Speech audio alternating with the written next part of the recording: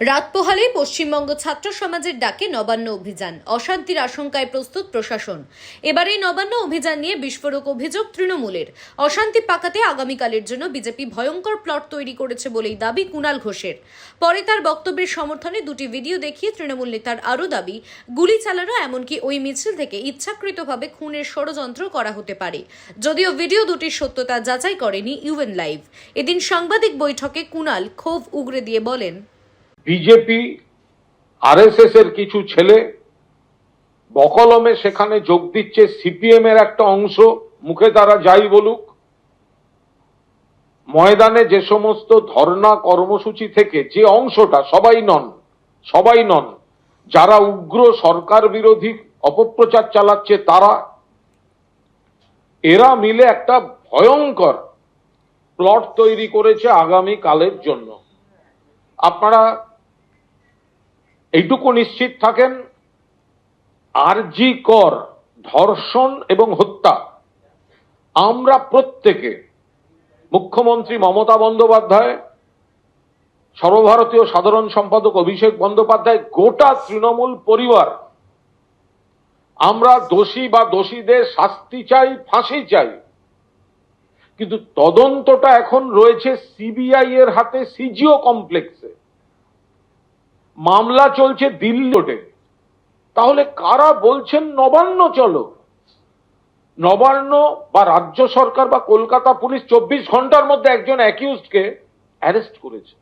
মুখ্যমন্ত্রী বলেছিলেন fast track কোর্টে বিচার হবে, মুখ্যমন্ত্রী বলেছিলেন পুলিশ ফাঁসি প্রেয়ার দেবে, মুখ্যমন্ত্রী বলেছিলেন রোববারের মধ্যে যদি ব্রেক থ্রু না হয়ে যায় সিবিআই কে দিয়ে দেওয়া হবে। মাঝপথে সিবিআই এর হাতে চলে গেছে, আমরা কোনো আপত্তি করিনি।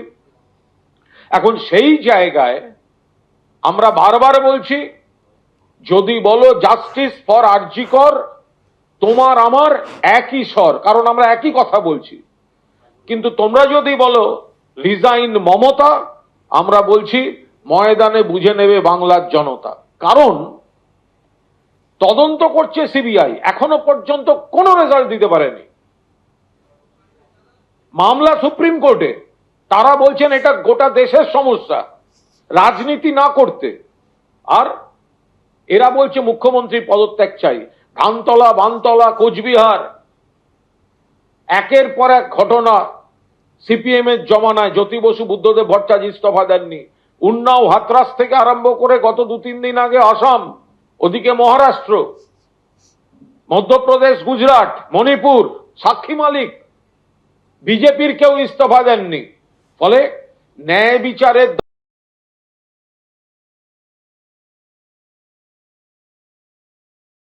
কাল যারা তথাকথিত নবান্ন চলো ডেকেছে, যারা ডেকেছে তারা স্ট্যাম্প মারা তাদের রাজনৈতিক পরিচয়।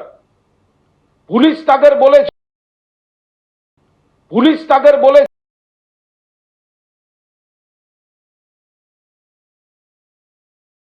দল দেয়, পুলিশের কাছে কোনো অনুমতি নেওয়া হয়নি, কোনো রুট দেওয়া হয়নি। গন্ডগোল কেন?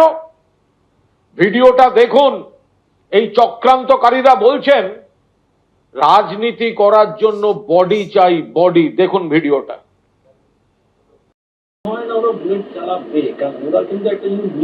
কিন্তু এরা চালাতে বাধ্য করাবে, মানে যারা যাবে এখানে একটা ভেতরে বিরাট রাজনীতি চক্র চলছে। এইটা থেকেই হয়তো একটা অন্য কিছু মোড় ঘুরে গেলে ঘুরে যেতেও পারে, আমাদের ধারণা আর কিছু নেই। তো সবই দেখার ব্যাপার, কি হয় এখন দেখা যাক। তবে লোক যাবে, ব্যাপক লোক। পরিষ্কার কথা দাদা, মানে এখানে আমি নিজে সংবাদ ছিল, সংবাদ থেকে ভ্রমণ করে আসা।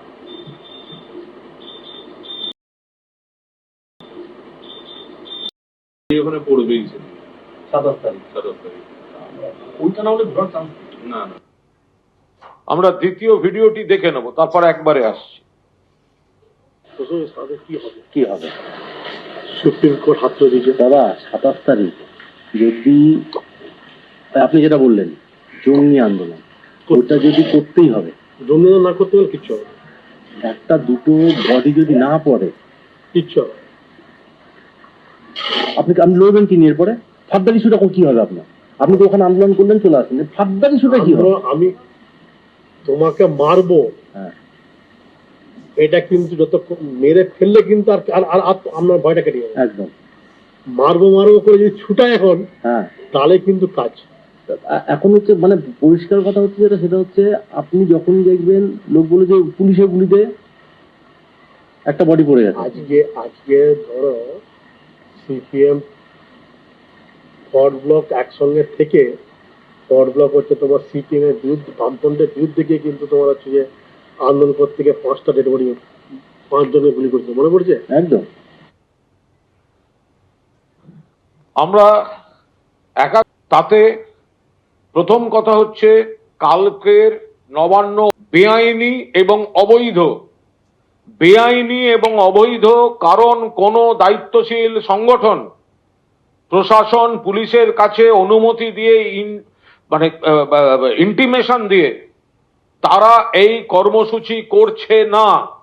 এটা সোশ্যাল মিডিয়া দিয়ে লোক খেপিয়ে হাওয়ায় গন্ডগোলের চেষ্টা হচ্ছে। আবার বলছি, তদন্ত সিজিওতে সিবিআই, মামলা সুপ্রিম কোর্টে দিল্লিতে, আর কলকাতায় নবান্ন চলো বলে রাজনৈতিক উদ্দেশ্য প্রণোদিত গদির রাজনীতি করা হচ্ছে। যারা নির্বাচনে বাংলার মানুষের দ্বারা প্রত্যাখ্যাত হয়েছে, তারা হিংসা করিয়ে সেন্ট্রাল গভর্নমেন্ট বা অন্য কোনো শক্তিকে এখানে ইনভলভ করতে চাইছে। এই ভিডিওগুলি আমাদের হাতে এসছে, আইনত যেখানে যেখানে দেয়ার তার প্রসেস সেগুলো আমরা করে দেব। কিন্তু আমরা মানুষকে দেখাতে চাইছি যে আগামীকাল কিছু চক্র, তার মধ্যে বিজেপি, এবিভিপি, আরএসএস এর কিছু লোক যারা এগুলো প্রমোট করছে, এর মধ্যে সিপিএম মনোভাবাপন্ন কিছু আন্দোলনকারী গোষ্ঠী তার মধ্যে আছে, বঙ্গ বিরোধী কিছু অপশক্তি যারা এলোমেলো করে দিতে চাইছে জায়গাটা, তারা রয়েছে। এরা আমাদের আশঙ্কা, আমরা বারবার এটা পুলিশ প্রশাসনকে অনুরোধ করছি দেখতে, বাইরে রাজ্য থেকেও নির্দিষ্ট গ্রুপ করে করে কিছু লোক বাংলায় নাশকতার জন্য ঢোকানোর চেষ্টা হতে পারে। পুলিশের পোশাক পরে, পুলিশের ভুয়ো পোশাক এরা তৈরি করে নিজেরা কোনো গুলি চালানো বা এমন কোনো কিছু করা যাতে সরকার এবং পুলিশ সম্পর্কে ভুল ধারণা তৈরি হয়। সবচেয়ে বড় কথা, একটা গন্ডগোলের পরিস্থিতি তৈরি হয়। ফলে আমরা বলছি আগামী কালের এই কর্মসূচির ডাক বেআইনি, অবৈধ, এখানে যারা যাবেন, কাল পরীক্ষা রয়েছে, পরীক্ষার্থীদের যাতায়াত, শান্তিতে পরীক্ষা হতে দেওয়া, যারা ছাত্র সমাজ বলে ডাকেন, তারা পরীক্ষার দিনে এই অরাজকতা তৈরি করতে পারে? আদৌ হতে পারে কখনো? গোটাটাই শকুনের রাজনীতি হচ্ছে, এর একটা আইনও দিকও আছে। সেটা নিয়ে বলছেন রাজ্যের মাননীয় মন্ত্রী চন্দ্রিমা ভট্টাচার্য। আপনারা দেখছেন ইউএন লাইভ, বাংলা খবরের শেষ কথা।